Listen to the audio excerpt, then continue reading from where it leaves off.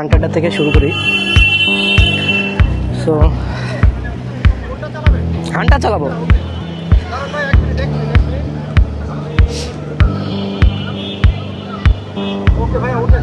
ওকে, so এখানে এখনো চাবি দেওয়া হয়নি।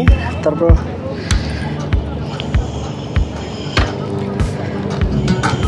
চাবিটা হয়তো মিস্টেক দিয়েছে। এটা হচ্ছে ইগনিশনটা একটু চেঞ্জ আছে, তো ইগনিশনে এরকম দিলে চালু হয়ে যায় মোটামুটি। আর এটা এক গিয়ারে রয়েছে, গিয়ারটা যতটা ইন্ডিকেটর দেখা যাচ্ছে ওখানে ইন্ডিকেটর রয়েছে। আর এটার যা power, maybe you can just feel when you riding.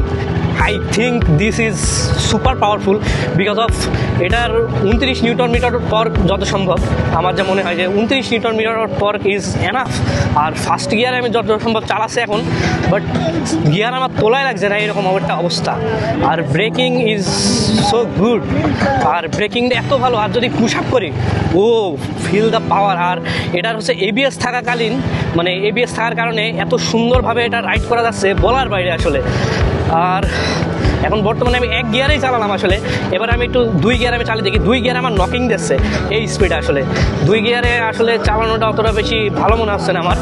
আর একটু গিয়ারটা হয়তো বা এক গিয়ারে আমার মনে হচ্ছে যে এনাফ। এটা যে হান্টারটাই চালিয়ে আমার এত সুন্দর ফিল হচ্ছে। আর রাইডিং পজিশনের কথা যদি বলি অথবা যে কোনো কথা যদি বলি, আমার মনে হচ্ছে যে এটা আসলে একদম পারফেক্ট আছে লং ট্যুরের জন্য, একদম পারফেক্ট। আর এমন যদি একটু ইয়ে করি, একদম বাইকটা ভাগছে কীরকম যেন।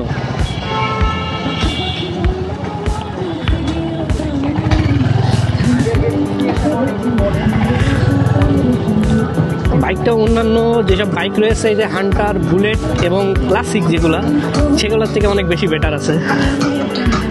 স্ট্যান্ডটা দিয়ে দিলাম, বাইকটা মোটামুটি পাতলা আছে।